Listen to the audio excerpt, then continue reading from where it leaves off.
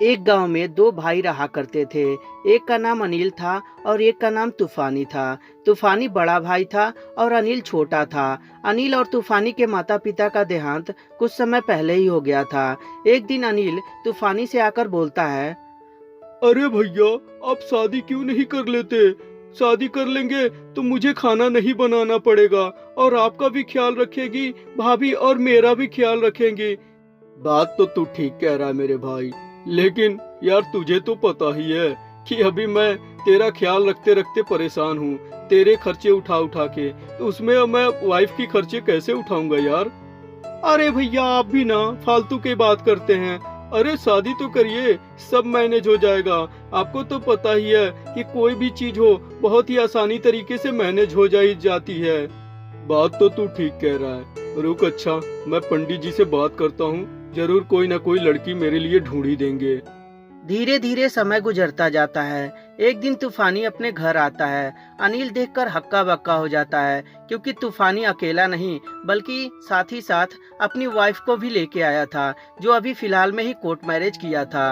अनिल देखकर बहुत ज्यादा खुश हो जाता है और बोलता है, क्या भैया, आपने शादी भी कर लिया और मुझे बुलाए भी नहीं? अरे कम से कम मुझे भी तो बुला लिया होता। अरे पगला, सब कुछ इतना जल्दी हुआ कि मैं तुझे बुला ही नहीं पाया। और पंडित जी एक बैग आके बोलने लगे कि फटाक से शादी कर लो, ये स्कीम नहीं तो हाथ से निकल जाएगी। इसीलिए मैं शादी फटाक से कर लिया। अरे मैं भी कितना बुद्धू हूँ भैया। भाभी आज पहली बार हम लोग के घर पे आई हैं और मैं फालतू फालतू बातें किए जा रहा हूँ। और इस तरह अनिल आज बहुत ज्यादा खुश था कि अब उसे खाना नहीं बनाना पड़ेगा। धीरे धीरे समय गुजरता जाता है। एक दिन अनिल अपने बेडरूम में रहता है, तभी वहाँ उसकी भाभी आती हैं और बोलती हैं, हाय हैंडसम देवर जी, क्या कर रहे हैं? किसी को याद कर रहे हैं क्या? अरे भाभी, मैं किसे याद करूंगा? मेरी तो कोई गर्लफ्रेंड भी नहीं है। और ऐसे भी भैया मेरे ऊपर खर्चा करते हैं पढ़ाई लिखाई के लिए, गर्लफ्रेंड बनाने के लिए थोड़ी करते हैं कि मैं किसी के ख्यालों में डूबा रहूंगा। रहने दीजिए देवर जी, मुझे सब पता है आजकल के लड़के कैसे होते हैं, मुझे बताने की जरूरत नहीं है। अरे भाभी, सचमुच यकीन कीजिए, मेरी आज तक कोई भी गर्लफ्रेंड नहीं है।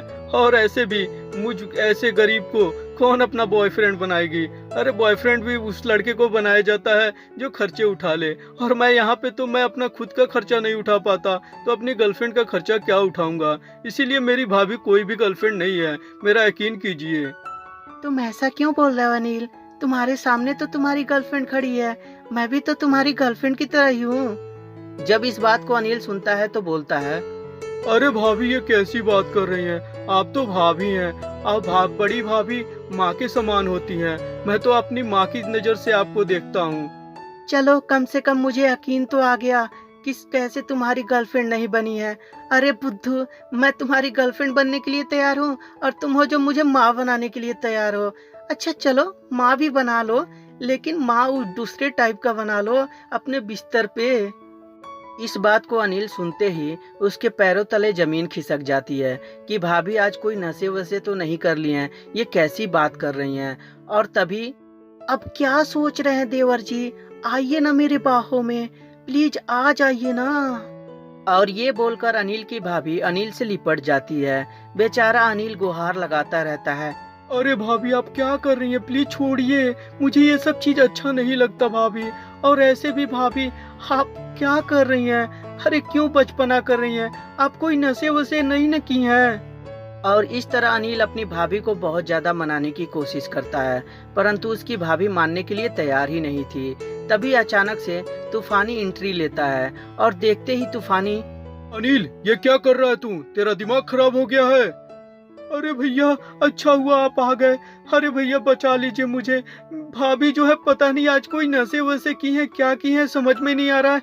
मेरी इज्जत पे ही डाका डाल रही हैं। प्लीज भैया, मुझे बचा लीजिए।